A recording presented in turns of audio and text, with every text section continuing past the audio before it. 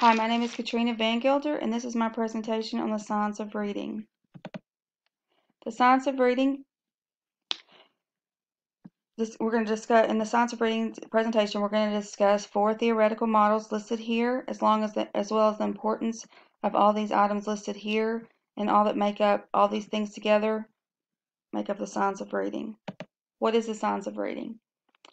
The word science and the science of reading, to me, shows different scientific research that has been proven to aid children to becoming skilled readers. The science of reading includes not only phonics and phonological awareness, but these things listed right here that we'll touch on somewhat throughout this presentation. The first theoretical model we're going to look at today is the simple view of reading by Goguen Turner. This is one of the first theoretical models that use a formula or equation. The equation they came up with was reading comprehension equals decoding multiplied by language comprehension. Decoding is word recognition skills, and language comprehension is understanding the meaning of the words that you just recognized. So basically this theory says if you understand the word that you see and you can recognize that word, your reading comprehension is going to rise. The next theoretical model we're going to discuss is Scarborough's reading rope. This was created by Hollis Scarborough and consists of upper and lower strands.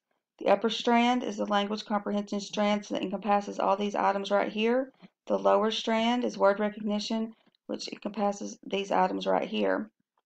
These will become increasingly automatic as they are mastered and learned and reviewed and gone over.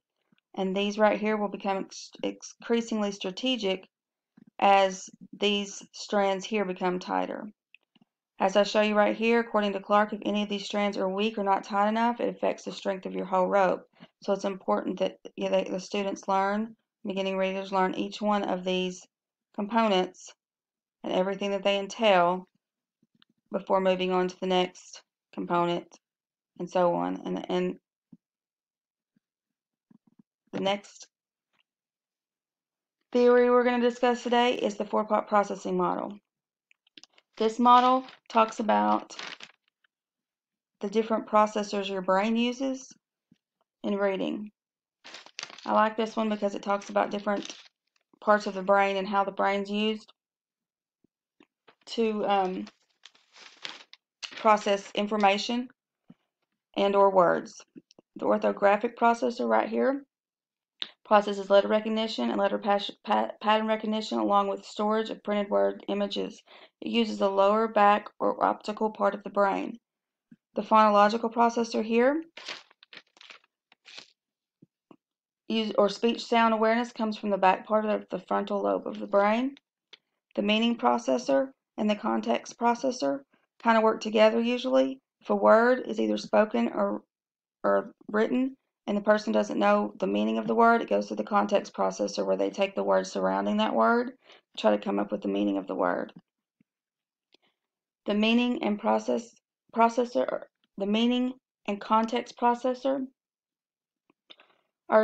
uses the part of the brain, it's called a angular gyrus, which is the temporal parietal occipital junction, and they use this to process the systems communicate at this point in the brain.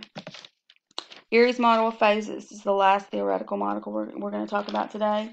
In this theory, there's 4 phases that he came up with that shows how readers learn to read. The pre-alphabetic phase, this occurs before children can identify letters or sounds. It's more visual. The connections are made visually or with pictures. The partial alphabetic phase, a reader can identify the sounds of certain letters in a word, usually the beginning and ending sound, but they can't sound out full words yet. The full alphabetic phase is the next phase, and this is where a reader is able to form connections and they can learn sight words and identify sounds, as well as start blending. According to Beach, this is the most important phase. The last phase is the consolidated alphabetic phase. Recurring letter patterns become consolidated and unitized.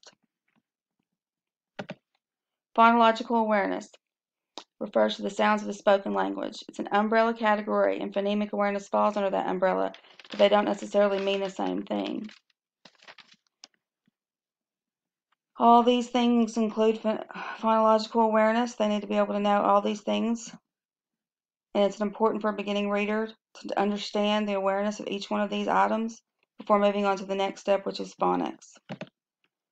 A good analogy used by Kilpatrick about the difference between phonics and phonemic awareness is you can do phonemic awareness with your eyes closed because you're listening to the sounds, but you cannot do phonics with your eyes closed because you need to be able to see the letters that go with each sound.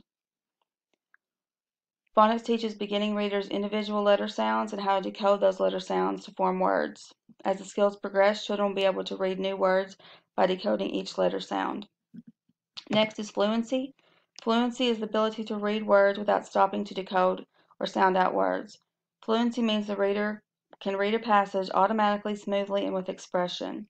Fluent readers are able to use their brain to comprehend what they just read instead of using their brain to decode each word.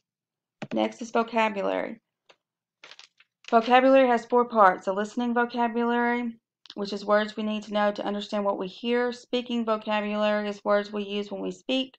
Reading vocabulary is words we need to know to understand or comprehend what we read. Writing vocabulary is words we use when we write. If a beginning reader doesn't understand the meaning of a word they sound out, they'll never be able to comprehend what they just read. So vocabulary and learning vocabulary is extremely important. Code emphasis versus meaning emphasis. Code emphasis approach is teachers teach a specific set of letters and words using phonics. The need for phonemic awareness is key, and they need to know that phonemic awareness before they can ever start the code emphasis approach. It has shown positive results with comprehension and fluency. Meaning emphasis uses whole word reading. It's more focused on the meaning of a word and less on the phonics or the sounds that word makes. Orthographic mapping is extremely important because it's the process readers use to store written words. And as they become more fluent readers, they need to be able to see a new word that ends with something familiar and be able to read that word without stopping to decode each sound. And it's very important in turning a beginning reader into a fluent reader. Next is my conclusion. Research shows that we are not born knowing how to read. Based on the 4 methods presented today, all the researchers show the importance of the many steps that need to be taught before a skilled or fluent reader can be born.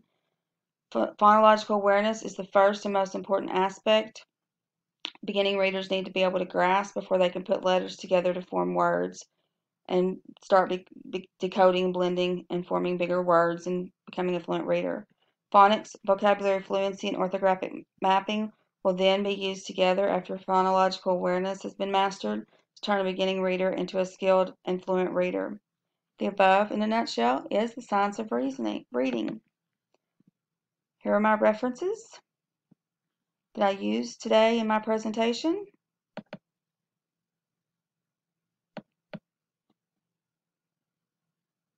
Thank you so much.